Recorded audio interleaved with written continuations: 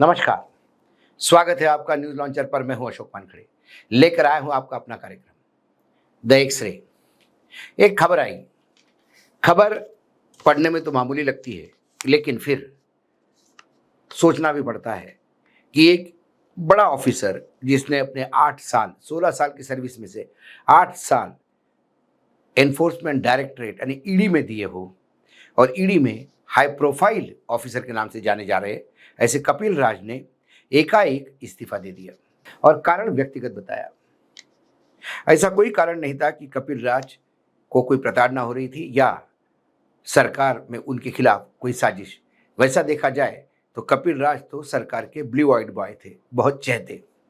लेकिन इस अधिकारी ने 45 साल की उम्र में ही इस्तीफा दे दिया और 17 जुलाई को ही मिनिस्ट्री ऑफ फाइनेंस ने ये पत्र रिलीज किया, ये कहते हुए कि आदरणीय राष्ट्रपति महोदया ने उनका इस्तीफा स्वीकार कर लिया है और वो फ्री हैं। उनके टोटल, क्योंकि ये 2009 के बैच के अधिकारी हैं आईआरएस के, इनके करीब करीब 15 साल बचे थे नौकरी के। लेकिन ये जो बीटेक इलेक्ट्रॉनिक है, इन्होंने एकाएक इस्तीफा क्यों दिया?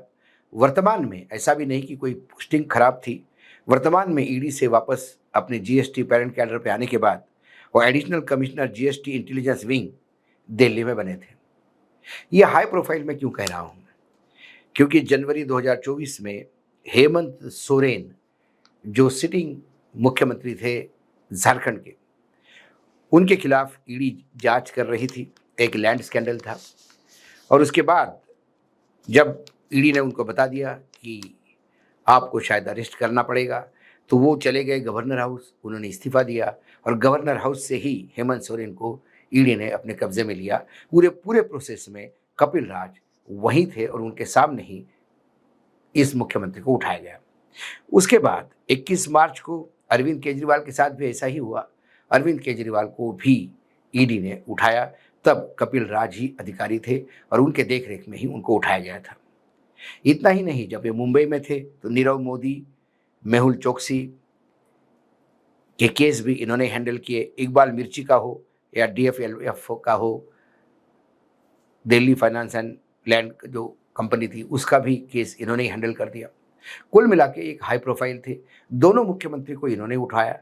वो कैसे उठे, उसके बाद में जब जमानत मिली दोनों की, सर्वोच्च न्यायालय या तब न्यायपालिका ने जो स्ट्रिक्चर पास किए, वो बताते हैं कि ईडी ने कैसा ढीला काम किया था या किसी के कहने पे उठाया था। जो सरकार का ब्लू आइड बॉय हो, सरकार जिस पे मेहरबान हो, वर्तमान में भी पोस्टिंग ठीक ठाक हो और सरकार में जिसके बहुत मधुर संबंध हो, ऐसा अधिकारी जब एकाएक इस्तीफा देता है तो फिर एक्सरे के नीचे जब मैं देखा तो कई चीज़ें सामने आई। ये तो उनका पूरा प्रोफाइल था, उन्होंने क्या किया क्या नहीं। फिर एकाएक मुझे एक अधिकारी याद आया, राजेश्वर सिंह। एक ईडी में एक बहुत बड़े अधिकारी थे राजेश्वर सिंह, जिसके नाम के डंके बजते थे। उन्होंने इस्तीफा दिया। ये वही थे कि जिनके समय ईडी सीबीआई रॉ का भी झगड़ा हो गया था और सर्वोच्च न्यायालय को सीबीआई पे खुद कंट्रोल करना पड़ रहा था क्योंकि झगड़े ही बहुत चल रहे थे। तो ये हाई प्रोफाइल अधिकारी थे। एक दिन उन्होंने वीआरएस ले लिया। अब मैं इस वीआरएस को इस वीआरएस से जोड़ने का प्रयास करता हूं, क्योंकि वो भी सरकार के ब्लू आइड अधिकारी थे और ये भी सरकार के ब्लू आइड अधिकारी है। राजेश्वर सिंह ने जैसा ही वीआरएस लिया और जिस दिन उनको वीआरएस मिला, उसके दूसरे ही दिन उनको बीजेपी का टिकट मिला विधानसभा का। वर्तमान में वो लखनऊ एक विधानसभा क्षेत्र से वो विधायक है उत्तर प्रदेश में, और वो इसे एक महज इत्तेफाक कहते हैं। भाजपा में योग्यता के आधार पर टिकट मिला। जब उनको पूछा गया ये कैसा हुआ, आपने वीआरएस लिया और तुरंत दूसरे दिन टिकट मिल गया, उन्होंने कहा कि इत्तेफाक है भाई। भाजपा में योग्यता के आधार पर टिकट मिला, पार्टी ने मुझे योग्य पाया इसलिए टिकट दिया। क्या खाकी से खादी का सफर तय करते हुए एक भी दिन का कूलिंग पीरियड नहीं रखना चाहिए था? जब उन्होंने ऐसा कहा तो उन्होंने कहा कि नहीं, ऐसा कोई खास रूल नहीं है, लेकिन फिर ईडी निष्पक्ष और ईमानदारी से काम करती है, स्वतंत्र संस्था है। जब भी आप कहते हो कि तथ्यों के आधार पर करता है, सब कुछ कोर्ट की निगरानी में होता है और मेरे ऊपर कोई पक्षपात का आरोप नहीं लगा सकते। लेकिन जब वो कहते हैं कि मुझे पार्टी ने योग्य समझा, कि इनकी योग्यता क्या थी? एक अधिकारी थे और सर्विंग अधिकारी थे। ये देश की सेवा ही करना चाहते थे तो अधिकारी बन के ही कर सकते थे। लेकिन उन्होंने ऐसे ही काम किए, सरकार ने ऑर्गेनाइज़ करने के चक्कर में इन्हें विधायक बनाया, ये सारी दुनिया जानती है। एक कूलिंग पीरियड भी होता है, थोड़ी नज़र की शर्म होती है कि मैं इस्तीफ़ा दूँ, उसके बाद कुछ दिन कम से कम घर बैठूँ और उसके बाद राजनीति में सक्रिय हूँ और फिर टिकट लूँ। यहाँ तो चट माँगनी पट ब्याह, यहाँ इस वीआरएस क्लियर हो गया और वहाँ तुरंत टिकट दिया। और फिर वो स्वतंत्रता और निष्पक्षता की बात करते हैं। सोशल मीडिया पर राजेश्वर सिंह को इस टिकट मिलने पर काफ़ी चर्चा चली। पी चिदम्बरम के बेटे और कांग्रेस के सांसद कार्तिक चिदम्बरम ने भी उनके बीजेपी ज्वाइन करने के लिए तंज कसा। राजेश्वर सिंह 1996 से 1996 बैच के उत्तर प्रदेश के पीसीएस अधिकारी थे। लखनऊ में ही उनकी जन्मभूमि और कर्मभूमि रही है। लखनऊ समेत उत्तर प्रदेश के कई शहरों में अहम पदों पर तैनात रहे। 2007 में ईडी में गए 24 साल के कार्यकाल में वो कई हाई प्रोफाइल मामलों से जुड़े रहे।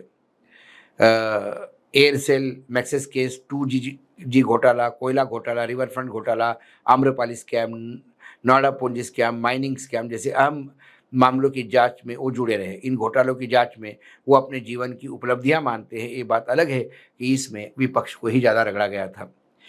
उन्होंने कहा था कि मैंने खुद टिकट मांगा था या बीजेपी में उनको ऑफ़र दिया था, इसके बारे में तो मैं बताऊँगा नहीं, लेकिन मेरी योग्यता है इसलिए बीजेपी ने टिकट दिया। तो अब इसीलिए कोई अधिकारी जो बिल्कुल सरकार का ख़ास हो, सरकार का ब्लू आइड बॉय हो, कपिल राज जैसा, वो एकाएक अपनी 15 साल की सर्विस छोड़ के वीआरएस लेता है, तो फिर कान खड़े हो जाते हैं। फिर ये भी उत्तर प्रदेश के हैं, सहारनपुर के, क्या फिर इनको भी उत्तर प्रदेश में लाया जाएगा? इसके पहले ऐसे ही एक बड़े आईएएस अधिकारी थे जो गुजरात कैडर के थे लेकिन उत्तर प्रदेश के रहने वाले थे। उनको बाकायदा उत्तर प्रदेश में उनको भी वीआरएस लेके भेजा गया उत्तर प्रदेश। गुजरात कैडर के थे, बड़े प्रिय थे नरेंद्र मोदी जी के। उनको वीआरएस लेके गुजरात उत्तर प्रदेश भेजा गया, वो एमएलसी बने।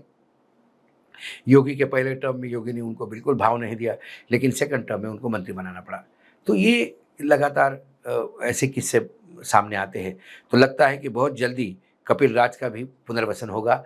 वो शायद उत्तर प्रदेश से या तो राज्यसभा आएंगे या फिर कोई एमएलसी की टिकट पोजीशन पे आ जाएंगे और आने वाले समय में भाजपा की सेवा करते हुए दिखाई देंगे। ये अनुमान है, क्योंकि जिस हिसाब से पहले कुछ हुआ है अधिकारियों के साथ, क्योंकि 15 साल का अपना कार्यकाल और जो आदमी इतने हाई प्रोफाइल केसेस हैंडल कर रहा हो और जिसको कोई तकलीफ नहीं हो इस सरकार में, वो एकाएक क्यों छोड़ के जाएगा, ये सवाल है। तो फिर हो सकता है राजनीति एक अगला पड़ाव हो। आज एक्सरे में इतना ही, कल फिर आता हूँ किसी विषय के साथ। तब तक के लिए नमस्कार। देखते रहिएगा न्यूज़ लॉन्चर।